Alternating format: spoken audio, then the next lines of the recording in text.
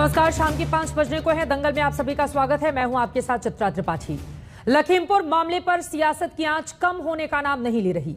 आज मृतक प्रदर्शनकारियों की अंतिम अरदास में शामिल होने के लिए कांग्रेस महासचिव प्रियंका गांधी एक बार फिर लखीमपुर पहुंची थीं। उधर मृतक किसानों के नाम पर किसान आंदोलन को नई धार देने की कोशिश की जा रही है। मृतकों की अस्थियां पूरे देश में ले जाने का कार्यक्रम बनाया जा रहा है। 26 अक्टूबर को किसान नेताओं के महापंचायत में आगे की रणनीति भी तय की जाएगी। लेकिन आज लखीमपुर पर विपक्ष के वार पर बीजेपी ने भी पलटवार किया।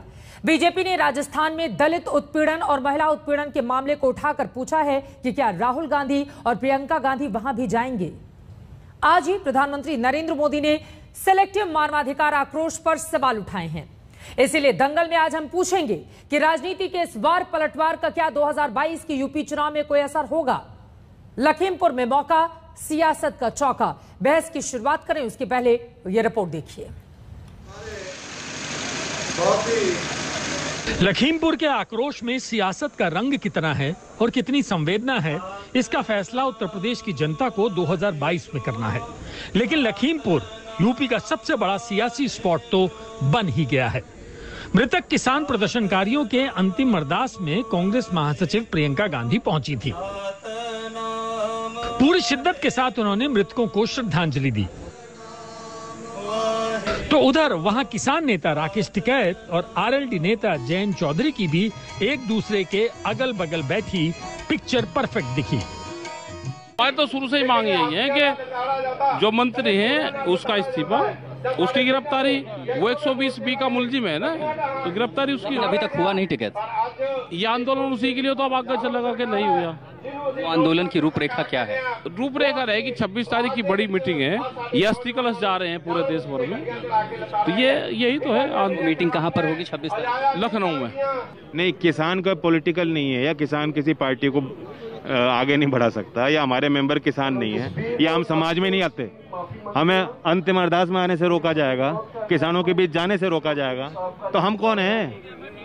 हम कहीं विदेश से आए हैं क्या? हम राष्ट्र विरोधी ताकतें हो गए। हम मोदी जी का विरोध कर सकते हैं, योगी जी का विरोध कर सकते हैं, राजनीतिक विरोध कर सकते हैं, मुद्दों पे विरोध कर सकते हैं, लेकिन हमारा भी समाज में अपना स्थान है। लखीमपुर के नाम पर बीजेपी के खिलाफ विरोधियों की साझा रणनीति की काट बीजेपी को राजस्थान के मामलों में मिल रही है।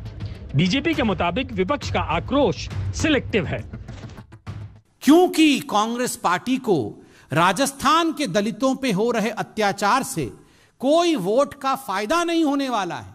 वहां वोट का नुकसान होगा कांग्रेस पार्टी का। इस कारण से वहां के दलितों का अधिकार नहीं है उस विषय पर चुप्पी साधना, किंतु दूसरे राज्यों में जाकर के वहां एनार्की, अनरेस्ट और वहां पर सड़क पर लड़ाई करने का प्रयास करना, यह कांग्रेस पार्टी का चरित्र बन चुका है।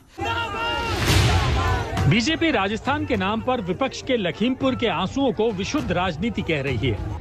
बीजेपी का ये आक्रमण प्रधानमंत्री नरेंद्र मोदी के उस बयान के बाद आया है जिसमें उन्होंने मानवाधिकार के नाम पर राजनीति करने वालों को घेरा है। लोगों को मानवाधिकार का बहुत ज्यादा हनन तब होता है जब उसे राजनीतिक रंग से देखा जाता है, राजनीतिक चश्मे से देखा जाता है, राजनीतिक नफा नुकसान के तराजू से तोला जाता है। इस तरह का सिलेक्टिव व्यवहार लोकतंत्र के लिए भी उतना ही नुकसानदायक है। हम देखते हैं कि ऐसे ही सिलेक्टिव व्यवहार करते हुए कुछ लोग मानव अधिकारों के हनन के नाम पर देश की छवि को भी नुकसान पहुंचाने का प्रयास करते हैं। ऐसे लोगों से भी देश को सतर्क रहना है। लखीमपुर के बहाने बीजेपी और कांग्रेस की इस आर पार के बीच किसानों के मुद्दे पर अखिलेश यादव और शिवपाल सिंह यादव ने भी कमर कस ली है।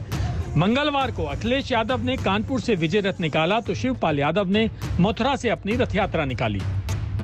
गंगा से लेकर के यमुना के किनारे तक समाजवादी विजय रथ चलेगा और इसलिए चला रहे हैं, जनता का सहयोग, समर्थन और आशीर्वाद लेने के लिए हम लोग निकले हैं। 2022 में मुझे उम्मीद है जनता भारतीय जनता पार्टी का सफाया करेगी। उत्तर प्रदेश को धोखा मिला है। यही गंगा जमुना के बीच का इलाका है जहां पर सबसे ज्यादा खुशहाली होनी चाहिए थी। उत्तर प्रदेश हमारा किसानों का प्रदेश है, लेकिन किसानों के साथ धोखा हुआ। सामाजिक परिवर्तन और इस समय परिवर्तन की जरूरत है। तो सामाजिक परिवर्तन यात्रा आज से शुरू की है। आज एक तो बहुत शुभ दिन है और शुभ दिन के साथ साथ यहाँ पर हमने शुरू किया है मथुरा वृंदावन से। 2017 में बीजेपी ने उत्तर प्रदेश में एक तरफा जीत दर्ज की थी, लेकिन अब की बार कांग्रेस, समाजवादी समेत तमाम विपक्षी दल चुनाव के 4 महीने पहले ही जोरदार तैयारी करते दिख रहे हैं। लखीमपुर से आशुतोष और कानपुर से कुमार अभिषेक के साथ आज तक ब्यूरो। लखीमपुर को लेकर कांग्रेस ने सरकार के खिलाफ हमला बोल रखा है, लेकिन प्रियंका जब मामले को लेकर अपनी सक्रियता दिखा रही हैं, तो उन्हें 1984 के सिख विरोधी दंगों की याद भी दिलाई जा रही है। देखिए, उत्तर प्रदेश में ब्राह्मणों के वोट बैंक के बाद अब सिखों के वोट बैंक की राजनीति भी गर्मा गई है। लखीमपुर में हुई हिंसा के बाद लखीमपुर के चौराहों पर इस तरीके के पोस्टर गाहे बगाहे दिखाई पड़ने लगे हैं। ये लखीमपुर का सौजन्य तिराहा है, जहां पर लिखा है नहीं चाहिए फर्जी सहानुभूति। 1984 के सिखों के नरसंहार के जिम्मेदार आज सिखों के जख्मों में नमक न डालें। सतपाल सिंह मीत, अध्यक्ष दशमेश सेवा सोसाइटी। इस तरीके के पोस्टर न सिर्फ लखीमपुर बल्कि लखनऊ में भी देखे गए, जब लखीमपुर हिंसा को लेकर कांग्रेस हमलावर हुई। ब्राह्मण वोट बैंक और अब सिखों वोट बैंक को लेकर राजनीति गर्मा रही है।